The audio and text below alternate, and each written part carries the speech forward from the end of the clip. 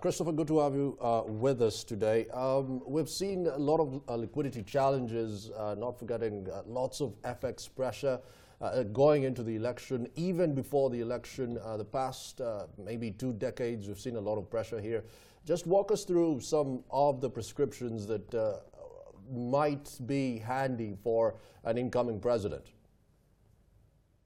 Right, of course. Well, I think, obviously, as many of your viewers already know, Zimbabwe faces major challenges on the economic side. Now, really the main issue is how do we bring dollars back into the economy? And I think there's really 2 ways you can do that. One, you can try to reduce your liabilities, and on the other hand, you can try to improve your assets. Now, I think really the ultimate goal of any incoming government is try to reduce those liabilities. Zimbabwe owes about $13 billion in debt, about $7 billion of which is owed to external creditors, mostly multinational institutions and bilateral creditors. So really, the ultimate goal is to try to do some sort of a debt relief program through the Paris Club. What that is, it's a formal group of bilateral creditors will get together and sign off on a debt relief package. Unfortunately, there's quite a few sort of legal hurdles before that can happen. Ultimately, they require an IMF program before that can happen.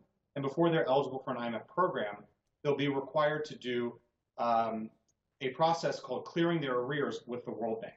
Now, again, these are sort of detailed legal challenges, which will be quite difficult for any government to address.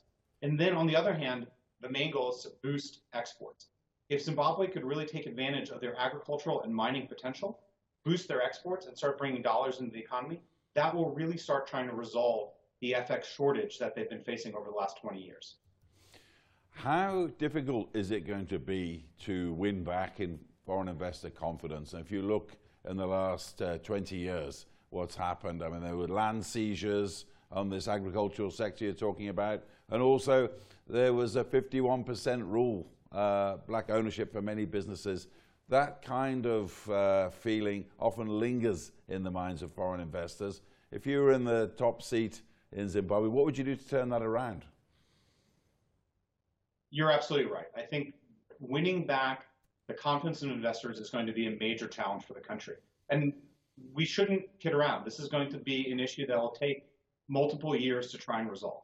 Again, I think the ultimate goal in bringing investors back into the country is improving the liquidity situation. So again, that's clearing their arrears, getting an IMF program, doing a Paris Club debt treatment to reduce those liabilities. On the other hand, you improve your exports, you bring in dollars, and investors, I think, will start coming in. Now, again, how do we make up for the sort of the lost decade or the lost 2 decades?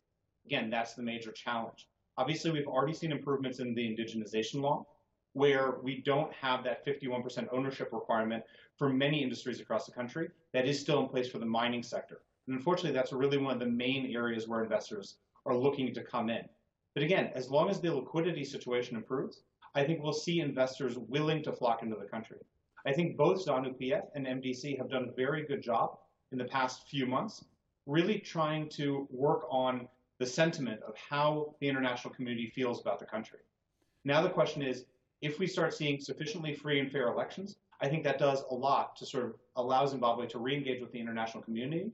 And again, that will be an additional step in improving the sentiment for investors who are looking to potentially invest in the potential of Zimbabwe.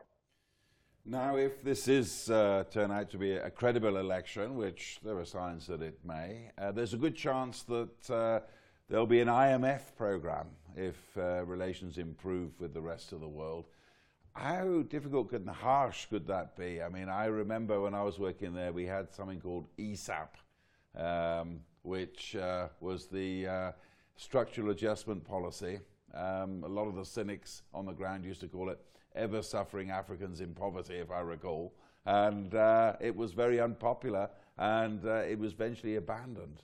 What do you think the IMF might come up with this time? Right. So I think there's a few responses to that. But I think you're absolutely correct. I mean, I think sort of history does not look very fondly on the outcome of ESAP. I mean, ultimately, it was a private sector reform package that really failed in its attempts to boost the Zimbabwean economy, while at the same time, it didn't limit the size of government as much as it intended. Ultimately, what we wound up was a situation where the economy didn't improve and the fiscal deficits just skyrocketed, ultimately leading to the defaults that we saw on multilateral aid that were provided in 1999 and really sort of put them on a downward spiral ever since. Now, there's a few challenges with the IMF program. As I mentioned before, I think the IMF would be willing to engage with Zimbabwe. We've seen statements from the managing director, Christine Lagarde, saying that she would be knocking on the doors of the government in Harare immediately after we have free and fair elections. But again, the problem is that the IMF cannot go ahead with the lending program as long as the country still has official arrears outstanding to the World Bank, the African Development Bank, and the European Investment Bank. Once those arrears have been cleared, which total around $2 billion, then the IMF would in theory be eligible to do a lending program. What we could do in the meantime, however, is something that we saw in 2013 and 2014, and again in 2014 and 2015, which are IMF staff monitored programs. So these are effectively like IMF programs where an IMF mission team comes in, starts working with the government, tries to do these structural reforms, tries to do technical assistance that sets the government on the right path, but no money would actually be on the line.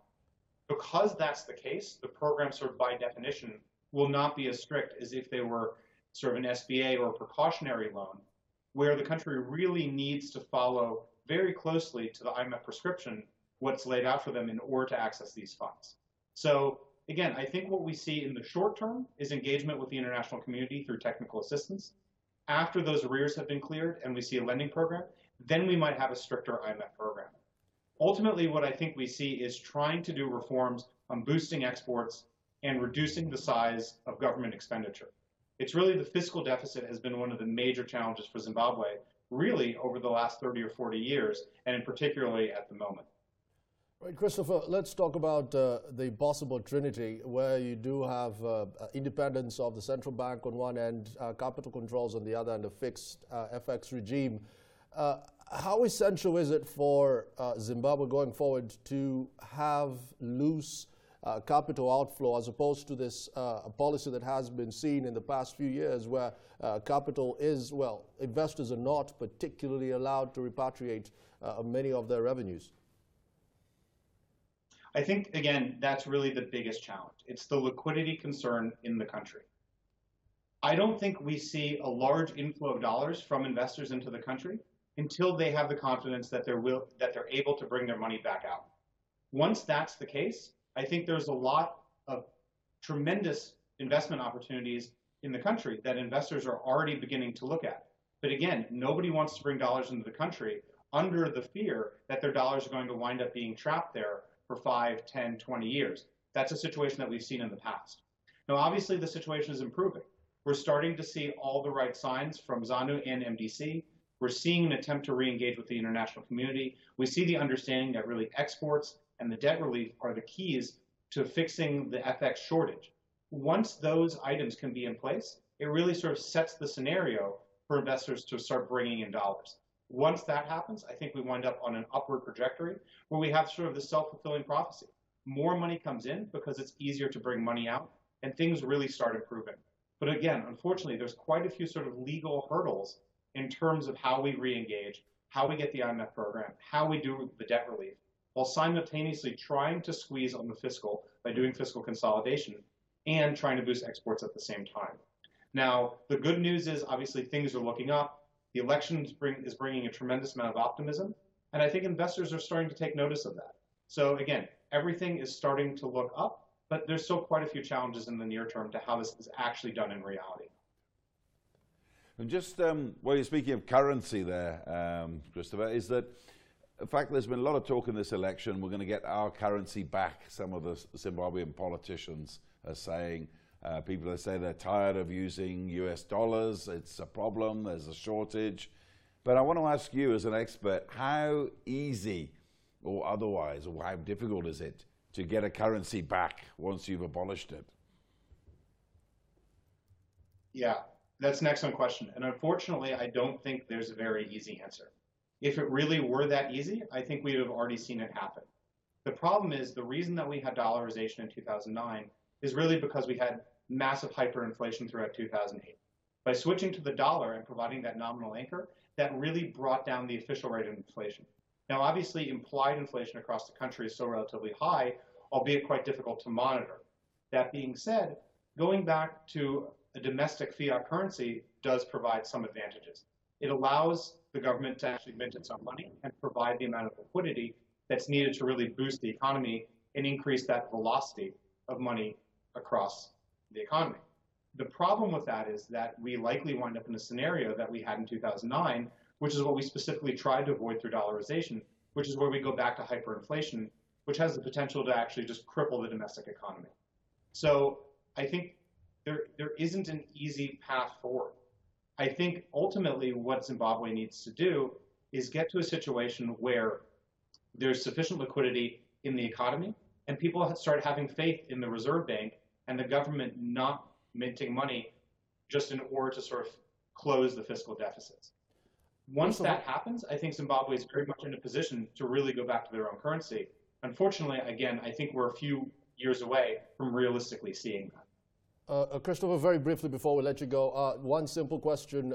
If we're to go with the currencies, would you prescribe a fixed FX regime or a more, floating FX regime? So I sort of have a similar belief like the IMF, where I tend to be ambiguous on the type of regime, be it floating or be it fixed. As I think more importantly is that you get the valuation correct. If you have a fixed exchange rate, as long as it's not overvalued or particularly undervalued, and you can actually boost exports and build reserves, I think it's perfectly fine to have a pegged currency, especially in the short run, when you have a lot of sort of the fears of a floating currency. Over the long run, most economists believe that a floating currency is the best way to prevent short-term imbalances and really keep your currency at parity, which boosts export competitiveness and really helps to build external buffers.